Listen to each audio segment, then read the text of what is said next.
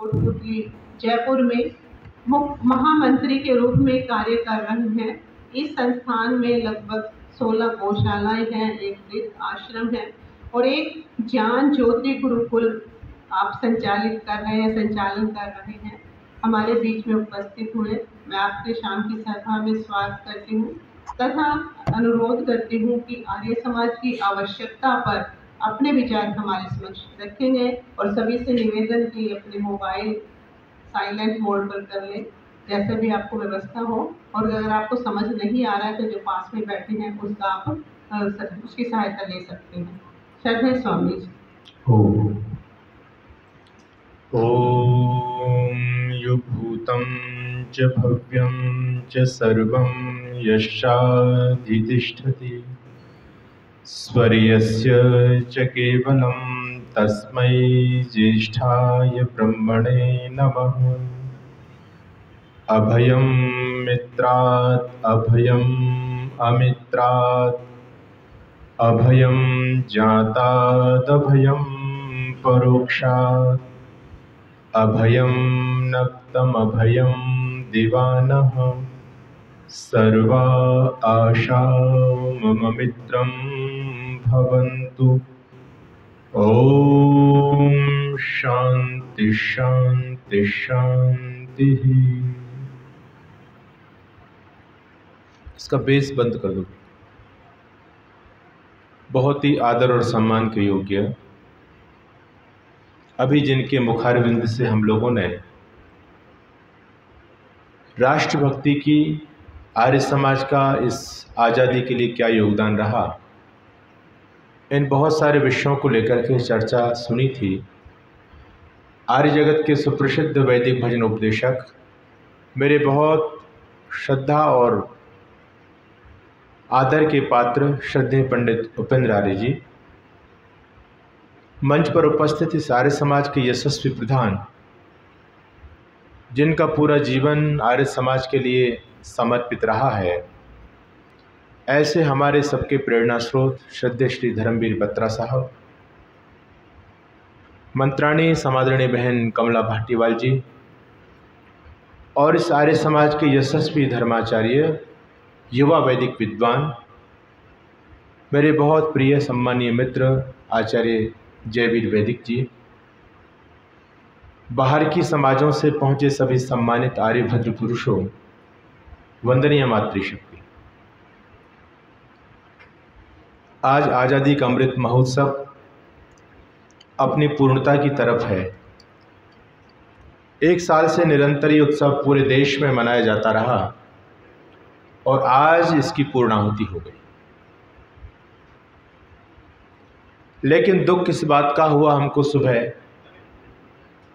हमको ऐसी उम्मीद नहीं थी कि आज़ादी की जो नींव का पत्थर था उसको भुला दिया गया। एक क्रांतिकारी ने, किसी भी क्रांतिकारी को आप पढ़ लो, 2 धाराएं इस देश में प्रवाहित हुई इस देश को आज़ाद कराने के लिए, गरम दल हो चाहे नरम दल हो, दोनों धाराओं ने जहां से प्रेरणा प्राप्त की। किसी भी क्रांतिकारी को पढ़ो, प्रत्यक्ष या परोक्ष रूप में सबकी प्रेरणा के रूप में एक ही ऋषि था, एक ही महापुरुष था। हमारे यहाँ बहुत अच्छे कवि हुए काका हाथरसी, उन्होंने 4 पंक्ति लिखी, नतमस्तक सब आर्यजन करते तुम्हें प्रणाम, अजर अमर है विश्व में दयानंद का नाम। दयानंद का नाम महर्षि पदवी पाई, भूले भटके जनगण मन को राह दिखाई। गोरे भारत नहीं छोड़ते राजी राजी, और देते अगर न योग देश के आर्य समाज।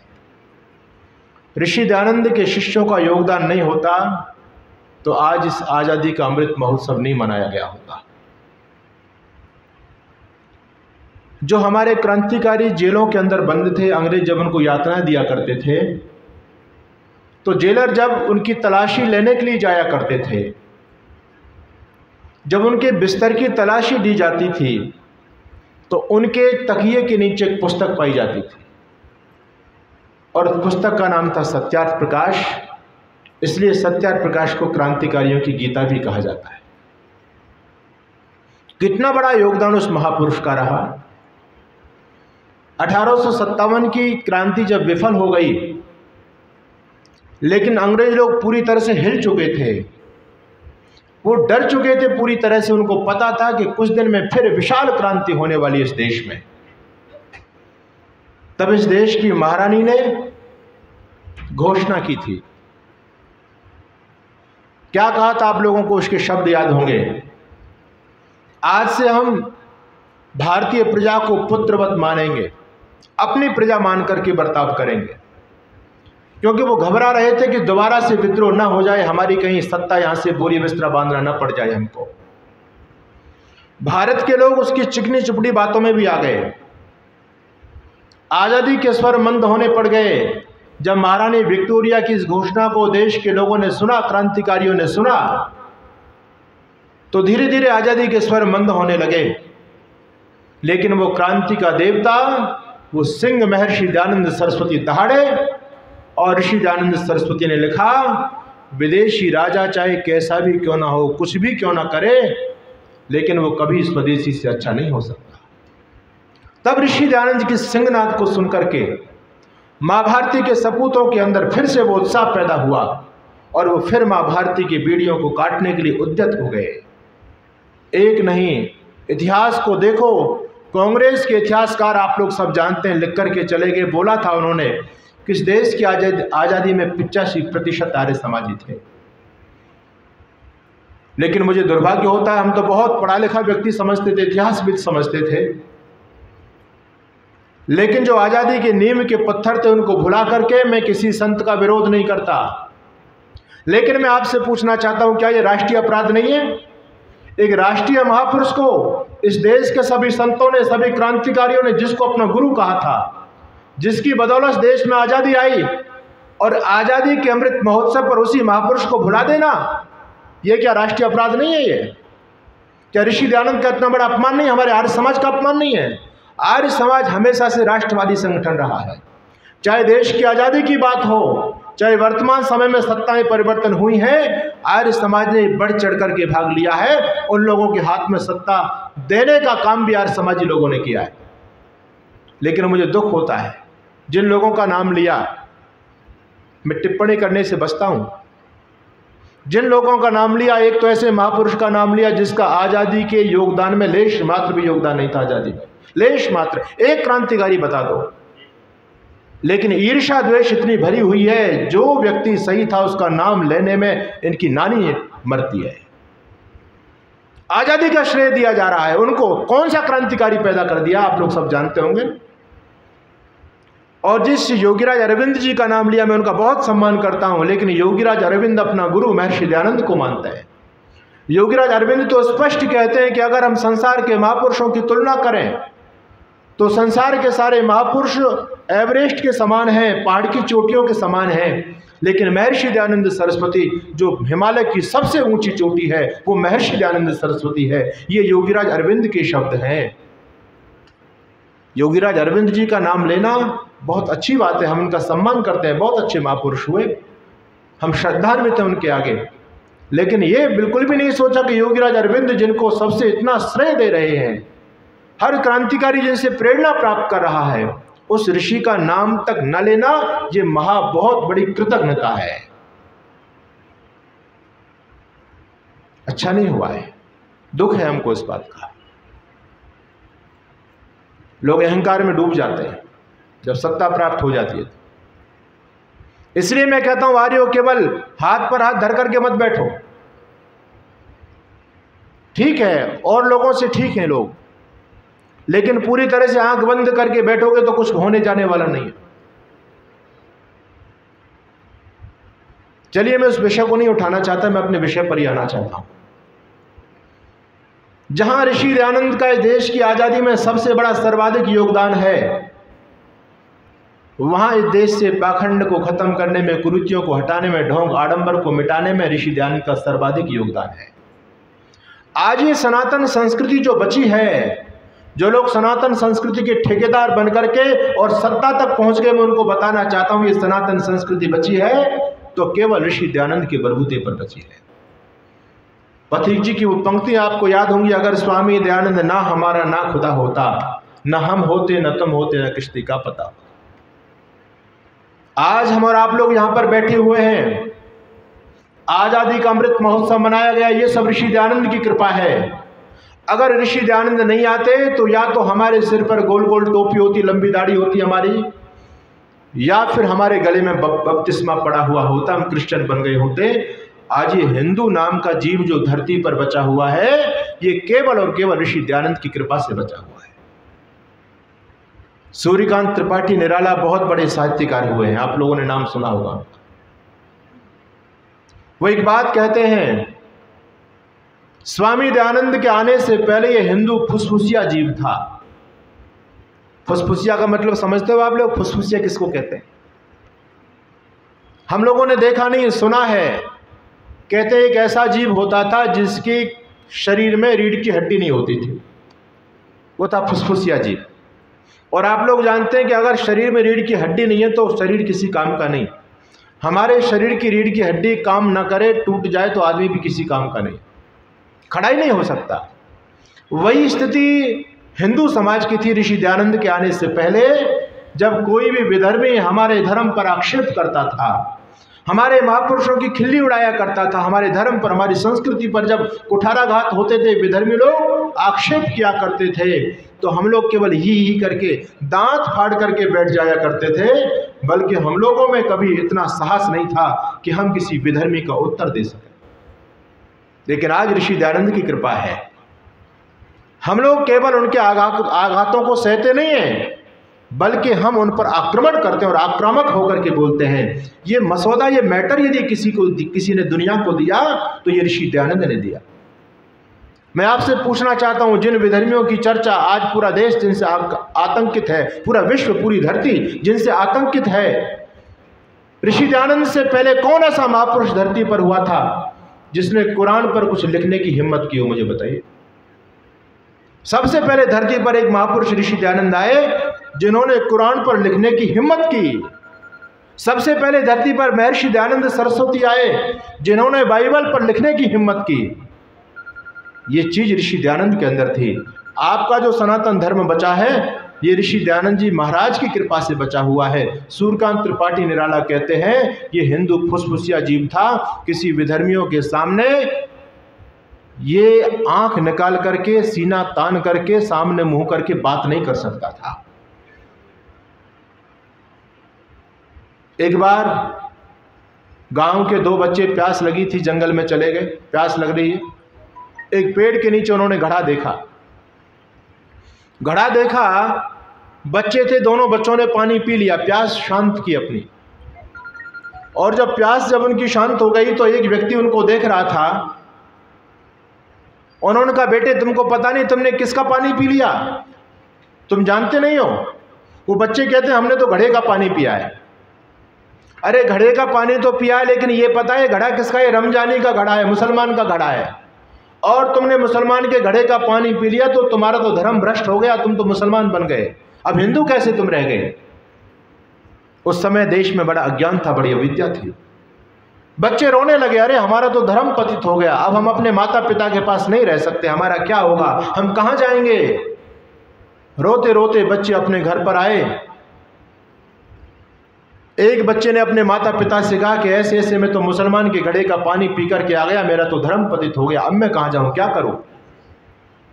वो महानुभाव अपने बच्चों को लेकर हरिद्वार गंगा जल पिलाया, पंडित लोगों को बुलाया, अनुष्ठान कराया, पता नहीं क्या क्या अनुष्ठान कराए गए। लेकिन एक व्यक्ति ऐसा था जिसको ऋषि दयानंद का प्रकाश मिला। उसने कहा, बेटा एक बात बता, तूने मुसलमान के घड़े का कितना पानी पिया? कहता, पिताजी 1 लोटा पानी पिया, ज़्यादा नहीं पिया। बोले, बेटे कोई बात नहीं, ले 2 लोटा अपने घड़े का पानी पी ले। 2 लोटा अपने घड़े का पानी पिलाया और कहा, बेटे अब पेशाब करा जा करके। बोले, मुसलमान का पानी निकल जाएगा, अपना पानी रह जाएगा। ये तर्क यदि किसी ने दिया तो ऋषि दयानंद ने दिया। ऋषि दयानंद से पहले किसी के पास ये तर्क नहीं था। याद करो, गाजियाबाद के अंदर एक बहुत बड़ी धर्म संसद चल रही थी। उसके अंदर एक फादर आया, एक क्रिश्चियन आया, और उसने आकर के सभी पूरी भरी सभा में एक बात कही। उसने कहा, देखो हम लोग क्रिश्चियन हैं और आप लोग सभी हिंदू हैं, जब तक हमारी एक ईश्वर उपासना की पद्धति नहीं होगी तब तक समाज का भला नहीं हो सकता।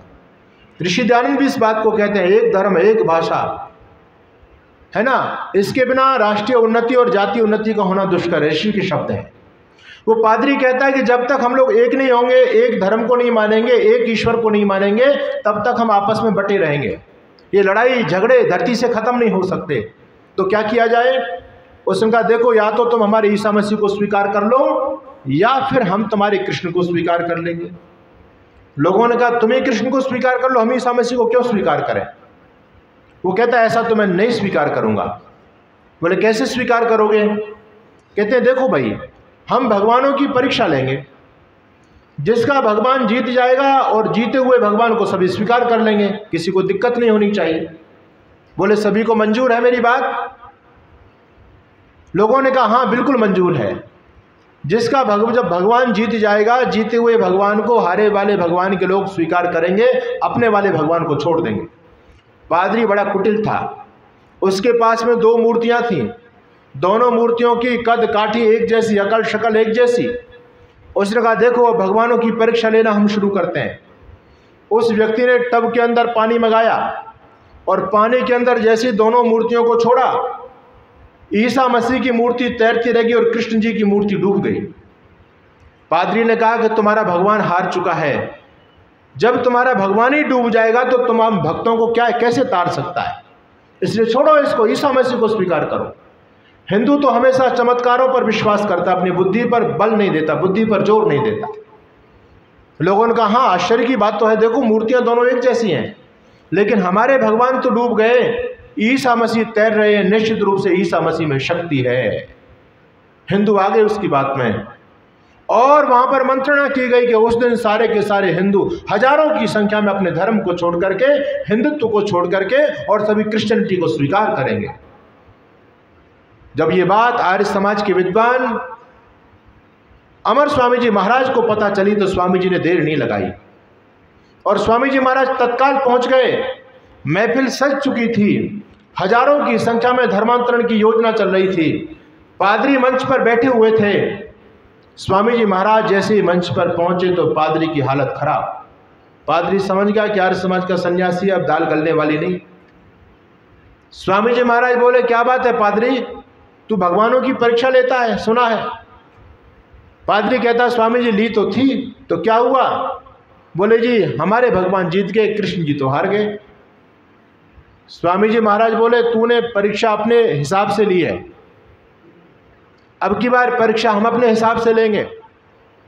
पादरी घबराया, बोले स्वामी जी ऐसे नहीं होगा, जो हो गया सो हो गया। स्वामी जी बोले सुन, मुझको केवल लाल कपड़े में सन्यासी मत समझ लेना, मैं क्षत्रिय कुल से हूँ। स्वामी जी अपने पास में एक लट्ठ रखते थे मजबूत सा, बोले भागने नहीं दूंगा, यहीं 4 लट्ठ मार के यहीं तुझे ढेर कर दूंगा, बैठ चुपचाप, तूने आज तक मेरे भोले भाले लोगों को बहुत बहकाया है। स्वामी जी ने कहा देख पादरी, शर्त तेरे वाली हमको मंजूर है, जिसका भगवान जीत जाएगा उसी के भगवान को स्वीकार करेंगे।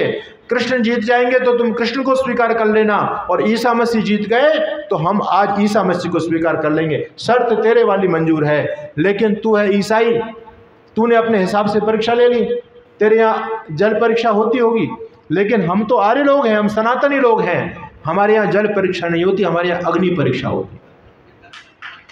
माता सीता की भी अग्नि परीक्षा हुई थी। बोले हमारे यहाँ तो अग्नि परीक्षा होती है। स्वामी जी ने लकड़ी मंगाई और लकड़ी मंगा करके स्वामी जी महाराज ने लकड़ियों में आग लगाई और महाराज जी ने दोनों मूर्तियों को लकड़ी के अंदर छोड़ दिया। भगवान कृष्ण की मूर्ति का कुछ नहीं बिगड़ा, ईसा मसीह की मूर्ति धू धू करके जल गई, क्योंकि ईसा मसीह की मूर्ति लकड़ी की थी। लकड़ी तो पानी में तैरती है लेकिन आग में उसका कुछ नहीं बच सकता, लोहा पानी में डूबता है लेकिन अग्नि में उसका कुछ नहीं बिगड़ सकता। ये तर्क ऋषि दयानंद के शिष्य अमर स्वामी जी महाराज ने रखा।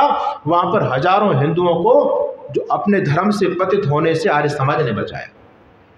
और ये बात केवल उस समय की नहीं है, मैं आज भी वर्तमान समय में देख रहा हूं। आर्य समाज है तो हिंदू समाज बचा हुआ है। पंडित मदन मोहन मालवीय के उन शब्दों को याद रखना। पंडित जी कोई आर्य समाज के विद्वान नहीं थे, उपदेशक नहीं थे, हिंदू समाज के बहुत बड़े नेता थे जिन्होंने काशी हिंदू विश्वविद्यालय की स्थापना की थी। वो इस बात को कहते थे कि आर्य समाज दौड़ता है तो हिंदू समाज चलता है, आर्य समाज चलता है तो हिंदू समाज बैठ जाता है, आर्य समाज बैठ जाएगा तो हिंदू समाज सो जाएगा, और आर्य समाज सो गया तो हिंदू समाज मर जाएगा, पूरी तरह से खत्म हो जाएगा। ये हिंदू समाज बचा हुआ है तो केवल और केवल आर्य समाज के बलबूते पर बचा हुआ है। पहले भी आर्य समाज ने रक्षा की और आज वर्तमान समय में भी पंडित मदन मोहन मालवीय जी के जीवन की घटना है। हरिद्वार के अंदर कुंभ का मेला लगा हुआ था और कुंभ के मेले के अंदर बहुत सारे सनातनी पौराणिक साधु घूम रहे थे, लेकिन सभी साधुओं के हाथ में एक पुस्तक थी जिस पुस्तक का नाम था सत्यार्थ प्रकाश। वहां पर आर्य समाज के एक सन्यासी आ गए, स्वामी, नाम शायद स्वामी वेदानंद जी था उनका। स्वामी वेदानंद जी महाराज हरिद्वार के कुंभ के मेले में देखते हैं कि पौराणिक साधुओं के हाथ में सत्यार्थ प्रकाश लगा हुआ है, तो स्वामी जी की प्रसन्नता का ठिकाना नहीं रहा। हरिद्वार जैसा पौराणिक नगर और फिर वो पौराणिक सन्यासी, उनके हाथ में सत्यार्थ प्रकाश, इससे अच्छा देश के लिए शुभ क्या हो सकता है। स्वामी जी ने पूछा, भाई लोगों ये पुस्तक कहाँ से लाए हो आप लोग? सन्यासी लोग बोले कि महाराज आपको भी चाहिए? बोले चाहिए। बोले सीधे चले जाओ, मायापुर के अंदर एक पेड़ के नीचे पंडित मदन मोहन मालवीय इस पुस्तक को बांट रहे हैं। स्वामी जी महाराज तत्काल चले गए, अंदर से बड़े प्रसन्न थे, लेकिन स्वामी जी महाराज ये जानना चाहते थे कि आखिर पंडित मदन मोहन मालवीय हिंदू समाज के सबसे बड़े नेता कहे जाते हैं। वो गीता बांटे, भागवत बांटे और भागवत पुराण बांटे तो बात समझ में आती है, लेकिन ये सत्यार्थ प्रकाश क्यों बांट रहे हैं? आज ऐसी क्या आवश्यकता पड़ गई कि पंडित मदन मोहन मालवीय भी सत्यार्थ प्रकाश बांट रहे हैं? पंक्ति लग रही थी साधुओं की, स्वामी जी भी पंक्ति में खड़े हो गए, और जब स्वामी वेदानंद जी का नंबर आया तो पंडित मदन मोहन मालवीय जी ने एक पुस्तक सत्यार्थ प्रकाश स्वामी जी की तरफ की। स्वामी जी बोले, पंडित जी दिमाग खराब हो गया आपका? बोले क्या बात है स्वामी जी, कैसी बात कर रहे हो आप? मैं ऐसी बात कर रहा हूँ, आप हिंदू समाज के नेता हैं और ये कौन सी पुस्तक दे रहे हो आप? अरे ये तो सत्यार्थ प्रकाश है। ये सत्यार्थ प्रकाश के अंदर तो हमारी देवी देवताओं का खंडन किया गया है, मूर्ति पूजा का खंडन किया गया है, श्राद्ध का खंडन किया गया है। हम जिन मान्यताओं को मानते हैं उन मान्यताओं को बिल्कुल धोकर के रख दिया दयानंद सरस्वती ने, और आप हिंदू समाज के इतने बड़े लीडर होने के बाद सत्यार्थ प्रकाश बांट रहे हो। पंडित मदन मोहन मालवीय थोड़े से मुस्कुराए, थोड़ी देर शांत रहे, फिर पंडित जी ने हाथ आगे बढ़ाया और कहा, स्वामी जी एक बार इस पुस्तक को लेकर के जाओ, इसको पढ़ो। स्वामी जी बोले, पंडित जी पढ़ने की बात तो दूर है, लेने की बात तो दूर है, मैं इस पुस्तक को हाथ नहीं लगा सकता। ये पुस्तक तो नास्तिक दयानंद के द्वारा लिखी गई है, जो हमारे भगवानों की नहीं मानता, हमारे मूर्ति पूजा का खंडन करता, वो नास्तिक दयानंद, उसकी पुस्तकों में हाथ कैसे लगा सकता हूं? अब पंडित जी इस पर रहा नहीं गया। पंडित जी बोले, स्वामी जी आप मेरे से बड़े सनातनी नहीं है। मेरी सनातन के प्रति, पौराणिकता के प्रति निष्ठा को देख करके हिंदू समाज ने इतना बड़ा दायित्व मेरे कंधों पर सौंपा है। आप मेरे से बड़े पौराणिक नहीं है, सनातनी नहीं है। जिन देवी देवताओं के खंडन की बात आप कर रहे हैं उन वो सारे के सारे देवी देवता मेरे घर के अंदर विद्यमान है। मेरे घर के अंदर मूर्ति पूजा भी होती है, मेरे घर के अंदर श्राद्ध भी होता है, जब कार्तिक का महीना, क्वार का महीना आता है उसमें, और सब कुछ होता है, लेकिन फिर भी मैं सत्यार्थ प्रकाश बांट रहा हूं, क्योंकि स्वामी जी सत्यार्थ प्रकाश को समझने की आवश्यकता है। सत्यार्थ प्रकाश जो व्यक्ति पढ़ लेगा वो कभी भी अपने धर्म से, अपने संस्कृति से पतित नहीं हो सकता। अपने धर्म के स्वरूप को यदि वास्तव में जानना चाहते हो तो सत्यार्थ प्रकाश पढ़ो। और वो कहते हैं सत्यार्थ प्रकाश वो सुदर्शन रूपी चक्र है, जिन हाथों में आने वाला समय बहुत भयानक है, और जिन हाथों में सत्यार्थ प्रकाश रूपी सुदर्शन चक्र होगा वही अपने धर्म की, अपनी संस्कृति की रक्षा कर सकते हैं, विधर्मियों से लोहा ले सकते हैं। बाकी जिनको सत्यार्थ प्रकाश का ज्ञान नहीं है वो अपने धर्म और संस्कृति को नहीं बचा सकते। मैं भी इस बात को बहुत गंभीरता के साथ में कहता हूं लोगों से, अपने धर्म को बचाना चाहते हो, संस्कृति को बचाना चाहते हो तो एक पुस्तक जरूर पढ़ लेना जीवन के अंदर। उस पुस्तक का नाम है सत्यार्थ प्रकाश। आज हमारे हिंदू समाज के बहुत बड़े बड़े लीडर हैं, पहले भी अपने धर्म को सत्यार्थ प्रकाश ने बचाया, ऋषि दयानंद ने बचाया, और आज भी हमारे उत्तर प्रदेश के सम्मानीय मुख्यमंत्री योगी आदित्यनाथ जी महाराज, उनसे पत्रकार लोगों ने पूछा कि महाराज जी आप अपने धर्म के लिए इतना कुछ करते हैं, धर्म की लड़ाई लड़ रहे हैं, लोगों को घर वापसी कराते हैं, मुसलमानों को हिंदू बनाते हैं, ये आप कहाँ से लाते हो? ये मैटर कहाँ से लाते हो? कहाँ से प्रेरणा मिलती है आपको? ऐसा आप क्यों करते हो? किसी के धर्म को पतित क्यों करके आप हिंदू क्यों बना देते हो मुसलमान को? योगी आदित्यनाथ अपने थैले से एक पुस्तक निकालते हैं, कहते हैं मैं कुछ नहीं करता, मैं तो इस पुस्तक को उनको पढ़ने के लिए देता हूं और मुझको अपने धर्म के लिए लड़ने की जो प्रेरणा प्राप्त हुई इसी पुस्तक से हुई है।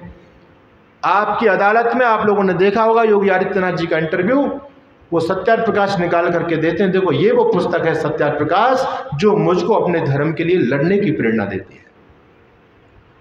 वर्तमान समय में हिंदुत्व की पताका जिन लोगों ने उठाई हुई है, एक बहुत बड़ा चेहरे हैं यति नरसिंहानंद जी महाराज, बहुत पॉपुलर नेता है हिंदू समाज के। करोड़ों रुपए का इनाम सर कलम पर इन विधर्मी लोगों का एक ही काम है, जो उनके खिलाफ बोलता है तो एक ही काम है, सर तन से जुदा, सर तन से जुदा। करोड़ों लोगों का इनाम इनके ऊपर रखा हुआ है। उत्तर प्रदेश सरकार ने, योगी आदित्यनाथ जी महाराज ने बहुत बड़ी सुरक्षा उनको दी हुई है। कई बार आतंकवादी हमला कर चुके हैं उन पर, लेकिन भगवान की कृपा से बचे हुए हैं। मैंने स्वामी जी महाराज से पूछा कि स्वामी जी, दुनिया भर के जिहादी आपके पीछे पड़े हुए हैं, सब आपको मिटाना चाहते हैं, इतना संघर्ष, इतनी बार आप जेल में चले गए, इतने सारे मुकदमे आप पर लगे हुए हैं, आप फिर भी शांति से नहीं बैठा जाता आप पर? आखिर क्या बात है, आप शांति से क्यों नहीं बैठ पाते? ये प्रेरणा कहाँ से मिलती है अपने धर्म के लिए लड़ने की? ये लड़ाई आपने कहाँ से सीखी? ये मैटर आप कहाँ से लेकर के आए जो आप बोलते हो आज? यति नरसिंहानंद जी महाराज कहते हैं कि स्वामी जी, आप केवल अपने को ही ऋषि दयानंद का शिष्य मत समझो, मैं भी ऋषि दयानंद का शिष्य हूं और आप भी ऋषि दयानंद के शिष्य हो। अंतर इतना है कि आप आर्य समाज तक सीमित हो और मैं आर्य समाजी में भी हूं और मैं पौराणिक देवी मंदिर का महंत भी हूं। मैंने अपने धर्म के लिए लड़ने की प्रेरणा सत्यार्थ प्रकाश से प्राप्त की और मैंने तो स्वामी जी केवल सत्यार्थ प्रकाश के एक चैप्टर को पकड़ा है, एक समोल्लास, एक अध्याय को पकड़ा है। केवल 14वें समोल्लास को लेकर के मैंने काम शुरू कर दिया है और उसी समोल्लास को पढ़ करके जिहादियों की दुनिया में तहलका मचा दिया है। दुनिया का कोई जिहादी मेरे सामने नहीं आ सकता। स्वामी जी अभी 13 समोल्लास पढ़े हुए हैं। आप लोगों को काम करने की आवश्यकता है। मैं बताना चाहता हूं, ये तर्क, ये उत्तर यति नरसिंहानंद जी महाराज देते हैं। कमलेश तिवारी जिनका हत्या हुई थी, उनके थैले में भी सत्यार्थ प्रकाश रहता था। मैं ये निवेदन करना चाहता हूं, सत्यार्थ प्रकाश है तो तुम्हारा धर्म है, तुम्हारी संस्कृति है। मुझे फिर वो शब्द याद आते हैं, स्वामी दयानंद से पहले हिंदू फुसफुसिया जीव था। आज जो भी हिंदुत्व की लड़ाई लड़ रहे हैं, विधर्मियों से जो लोग लोहा ले रहे हैं, उन सब के पीछे सत्यार्थ प्रकाश ऋषि दयानंद का चिंतन है। इसलिए मैं कहता हूं, ये हिंदू समाज, ये सनातन संस्कृति यदि बची हुई है तो ऋषि दयानंद के बलबूते पर बची हुई है। यदि ऋषि दयानंद नहीं आते तो ये सनातन धर्म समाप्त हो गया होगा। हम पर लोग आरोप लगाते हैं, जी आप लोग आर्य समाजी, हम सनातनी हैं, लेकिन वास्तव में वो लोग गफलत में हैं। वो जानते नहीं कि सनातन है क्या चीज। सच्चा सनातनी यदि कोई हो सकता है तो आर्य समाजी हो सकता है। सनातन धर्म के मूल को आप यदि देखना चाहते हैं तो आर्य समाज के अंदर आइए। अरे हमारे धर्म में, सनातन धर्म में जो कूड़ा कबाड़ा, पाखंड, अंधविश्वास, रूढ़ियां जो पनप चुकी थी, उन पाखंड को, अंधविश्वास को दूर करने का काम ऋषि दयानंद ने किया। और जो सनातन धर्म का मूल था, सनातन धर्म का जो विशुद्ध रूप था, वो स्वामी दयानंद जी महाराज ने समाज के सामने प्रस्तुत किया है।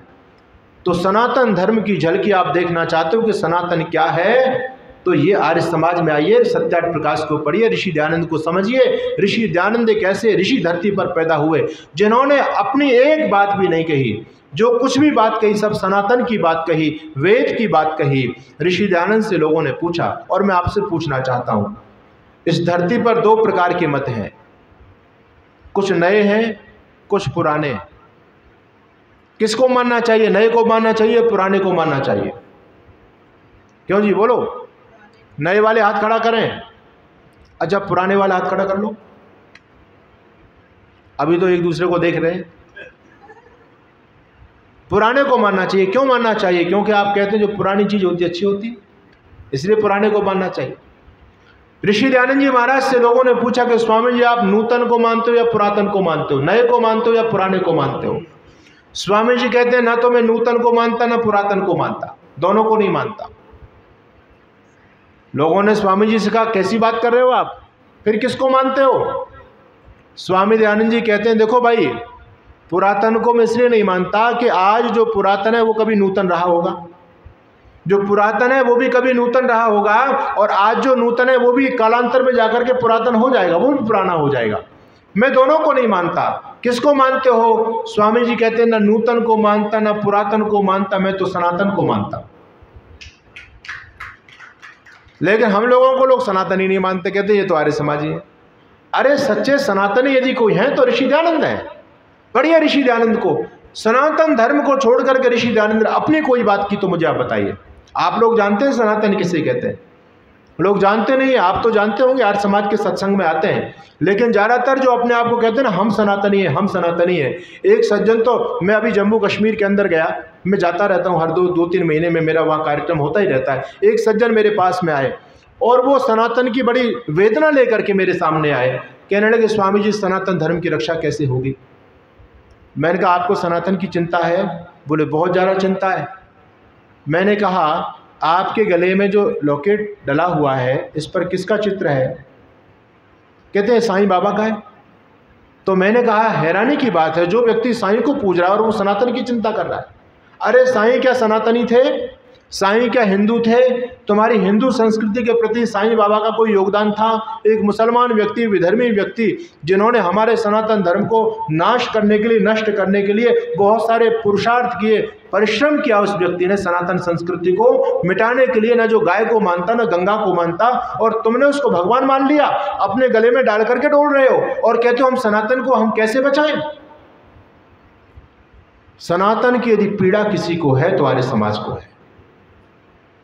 आज नए नए मत समाज में फैल रहे हैं। आप देखिए नित्य नूतन मत खड़े हो रहे हैं धरती पर। मतों की इतनी संख्या है आप गिन नहीं सकते। लेकिन सनातन धर्म को यदि किसी ने बचा के रखा है तो केवल और केवल आर्य समाज ने बचा करके रखा है। सनातन क्या है? सनातन का मतलब है जो सदा से है। सदा से है। सदा से कब से? जब से दुनिया बनी तब से। क्यों जी, क्या मानते हो? सनातन यानी सदा से। सदा से कब से? कोई तो समय रहा होगा जब ये संसार बना होगा तब से चला होगा सनातन। नहीं, ऐसा नहीं है। अगर तब से मानोगे तो फिर सनातन सनातन नहीं रह सकता।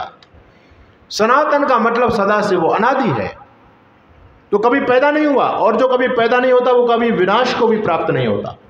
धर्म और मत के अंदर यही अंतर होता है। धर्म केवल एक होता है, मत, पंथ, मजहब ये तीनों शब्द पर्यायवाची हैं, लेकिन दुर्भाग्यवश आज धर्म के लिए प्रयोग किया जाता है। कहते हैं मुस्लिम धर्म है ना, इस्लाम धर्म, ईसाई धर्म। ये धर्म नहीं है, मत है, ये पंथ है, ये मजहब है।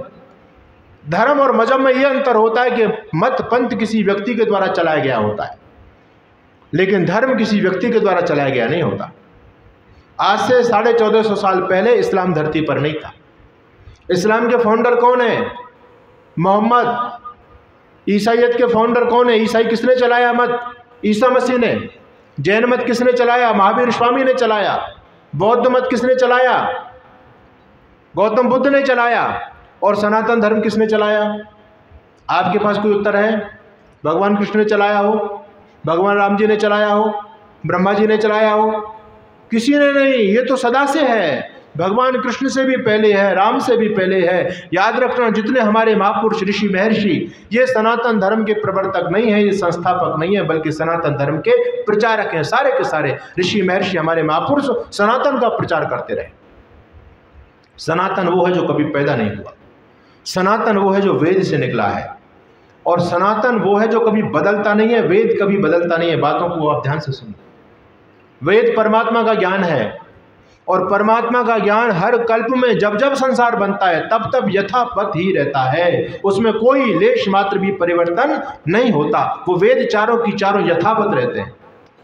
और धर्म वो है जो परमात्मा की वाणी है, जो परमात्मा से निकला है। वेद परमात्मा की वाणी है, इसलिए कहते हैं वेद अखिलो धर्म मूलम।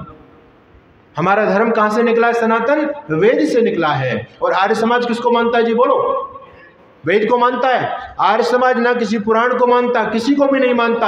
आर्य समाज का यदि कुछ है, ऋषि दयानंद का तो कुछ भी नहीं है इसमें। आर्य समाज के अंदर ऋषि ने अपनी एक बात भी नहीं कही। जो भी बात कही वो केवल वेद की कही, और वेद सनातन है। तो बोलो आर्य समाज सनातन हुआ या नहीं हुआ? आर्य समाज की मान्यता पूरी की पूरी सनातन मान्यता है या नहीं? एक भी मान्यता नवी नहीं आर्य समाज की। सारी की सारी मान्यता वेद से दी गई। ऋषि दयानंद का अपना कुछ भी नहीं है। इसलिए आर्य समाज कोई मत, मजहब और पंथ का नाम नहीं है। आर्य समाज तो एक आंदोलन का नाम है, एक क्रांति का नाम है, जो हमारे सनातन धर्म में विधर्मी लोगों ने कूड़ा कबाड़ा डाल दिया, प्रक्षिप्त अंश डाल दिया। हमारे सनातन धर्म को खत्म करने के लिए ऋषि दयानंद ने आकर के उस कूड़े कबाड़े को अलग किया और हमको जगाने का काम किया है। सावधान, ये तुम्हारे धर्म का अंश नहीं है। अगर इसको अपने धर्म का अंश मानोगे तो आगे खत्म हो जाओगे। हम लोगों से यही तो गलती हो गई। जो भी विधर्मी लोगों ने हमारे नाश की योजना बनाई, उस योजना को भी हमने धर्म का स्वरूप समझ लिया।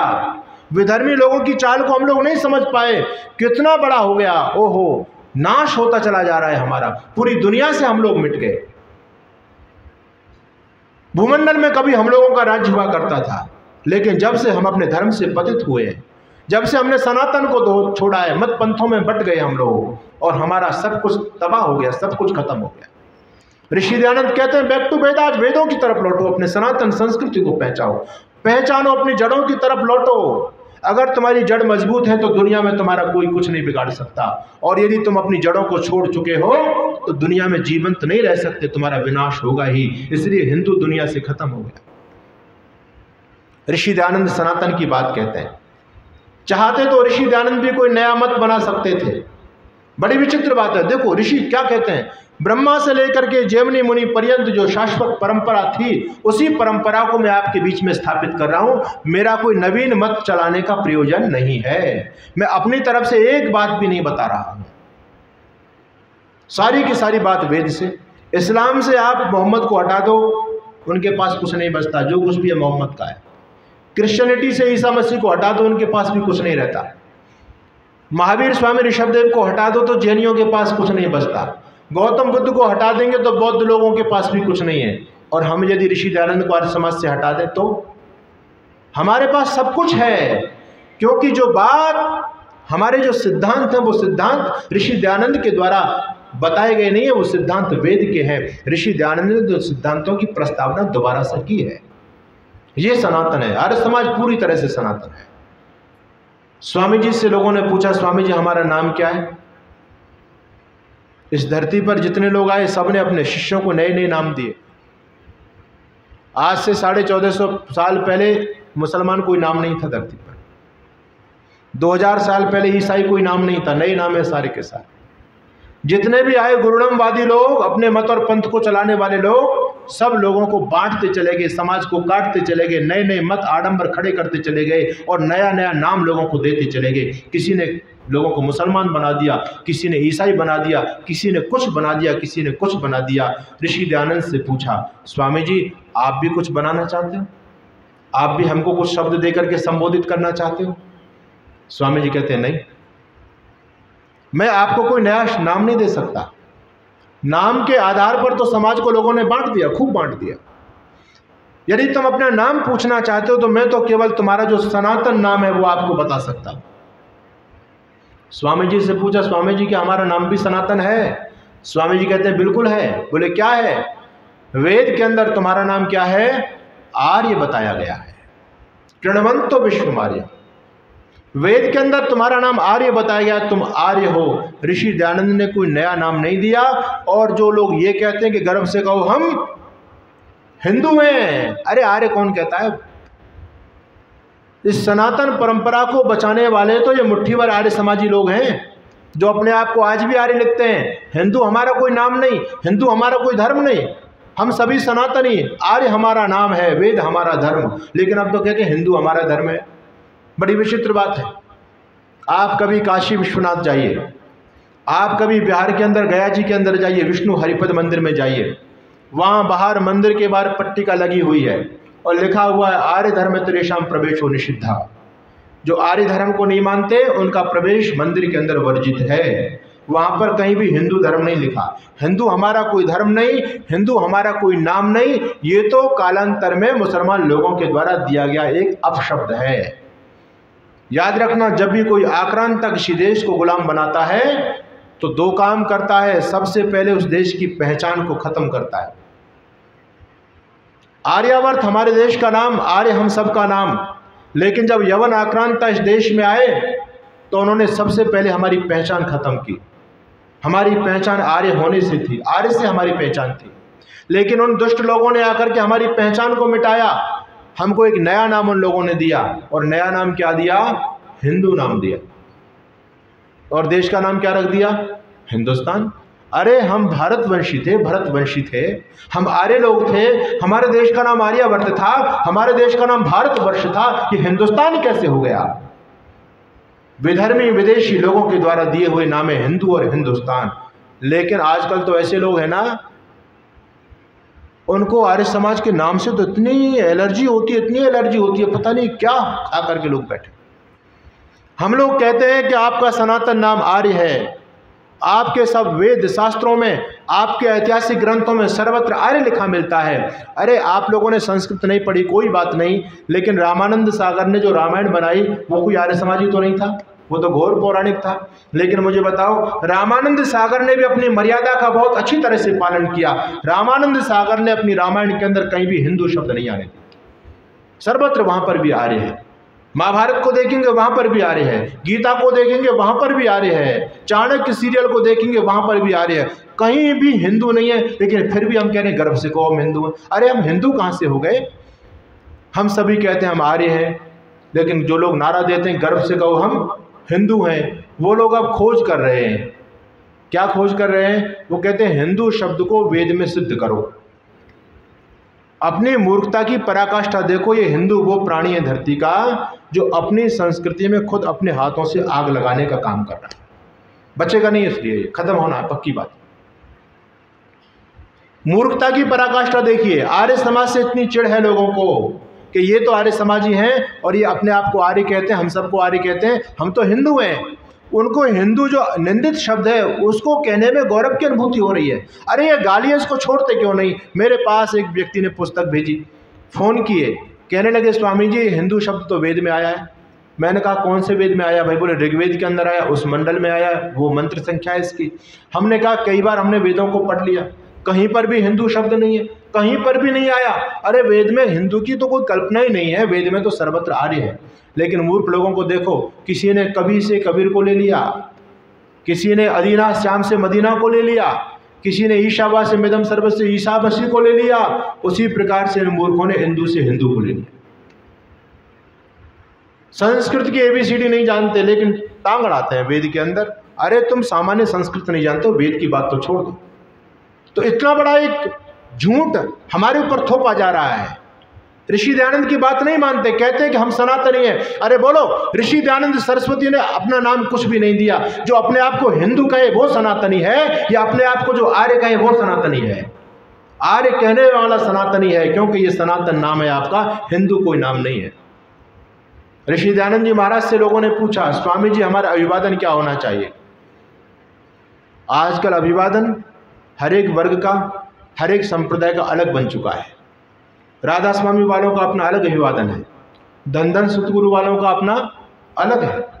जितने संप्रदाय चल रहे हैं सबका अलग अलग अभिवादन। अब तो ऐसी मूर्खता छा गई, हम गौशालाएं चलाते हैं, ज़्यादा गौशालाएं, तो हमारे पास जो लोग फ़ोन करते हैं ना तो वो कहते हैं जय माता दी, जय गौ माता की महाराज जी।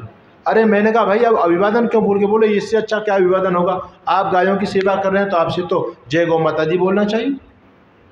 हर एक व्यक्ति का अपना अलग अलग अभिवादन। पहले लोग राम राम जी कहते थे, जय श्री कृष्ण